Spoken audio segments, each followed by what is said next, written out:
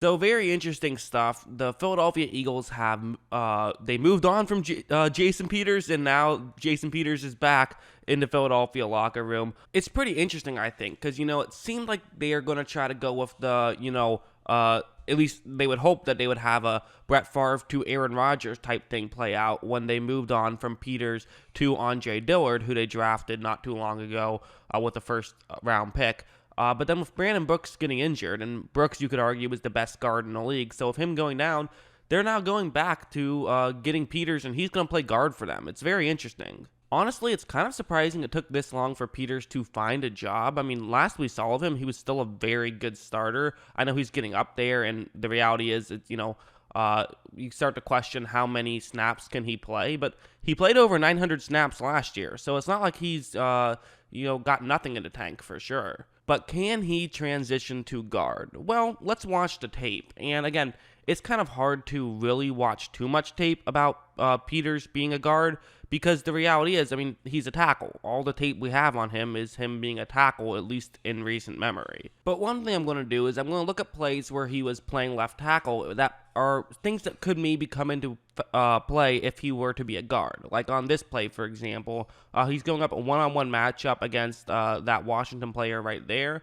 And watch what his defender is going to do. He's going to kind of just, get his left arm on Peters like that. And he's going to kind of try to, twist his body to some degree, which won't allow Peters to get his left hand really well onto his assigned man.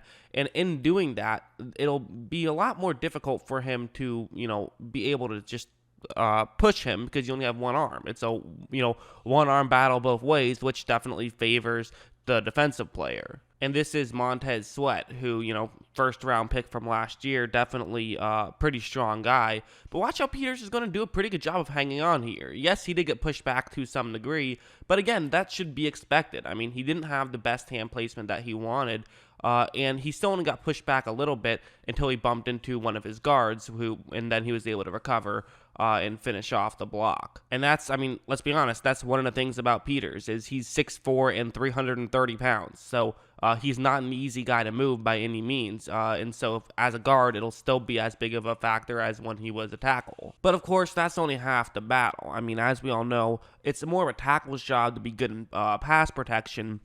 And for the guards, you kind of want them to be better at run blocking than at pass blocking, although obviously both are still important at each position. So like watch this play. It's a running play. Once again, he's going up one-on-one against Sweat.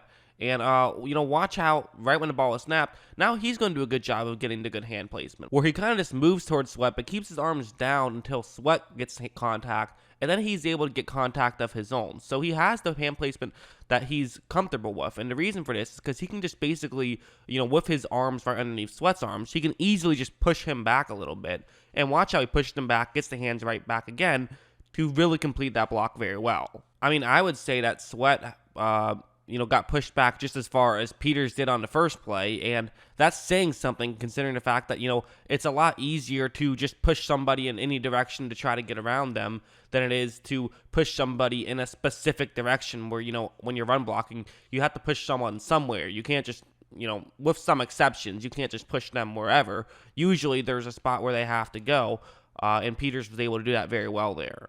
This is another interesting play where he's going up one-on-one against that Washington player right over there. And again, this is actually kind of what I was talking about, when there's some exceptions where you don't have to push somebody necessarily away. Well, in this situation, he's going up against a linebacker. He just wants to push him further back. That's his job on this one.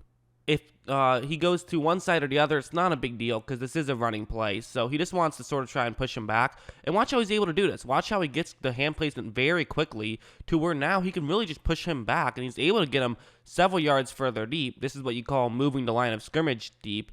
And it worked out very well in this part of the play. Now, it didn't matter. Washington was pretty much all over that play. But again, a good play by Peters where he had to move up and make the play.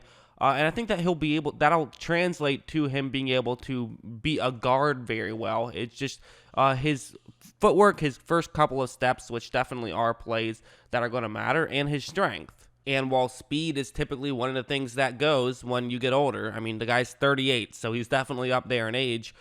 Speed's not as important for a guard, so that's also interesting. There's also this play where Peters is, again, left tackle, going up one-on-one right here. And what you're going to see his assigned man do is, first off, you're going to see why so many football players get concussions. I mean, there's just helmet-to-helmet contact right there. That's not fun to see ever. Unfortunately, it does happen. But anyways, what you're going to notice is that Peters, he has both his arms just sort of around that Atlanta player right there. And so you would think that, this is just all strength. Like, this is basically just a strength contest of who is going to be stronger, who can outwork the other one. And in most of those contests, Peters is going to win. Watch how Peters basically just shoves him straight to the ground, and Wentz doesn't even get hit on that play. He, is able to stop him before Wentz goes down, which, again, that's just the kind of thing where Peters is a tough guy to go through, and when he's a guard, there's not going to be as much space to go around. So I think this is actually going to be a pretty good fit. I think he can probably play guard pretty well. Again, there's going to be a lot he has to learn, specifically, using hands differently. It's a lot of muscle memory, so that could happen. You could see him getting beat early on in a couple of plays where just because his hands aren't as automatic, he's used to doing one thing, now he has to do something else.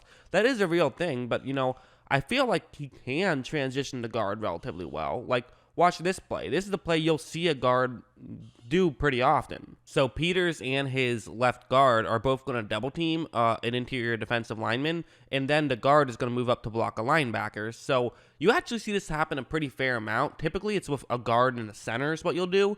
And so then, if Peters is a guard, he would be still doing this part that he's going to be doing now.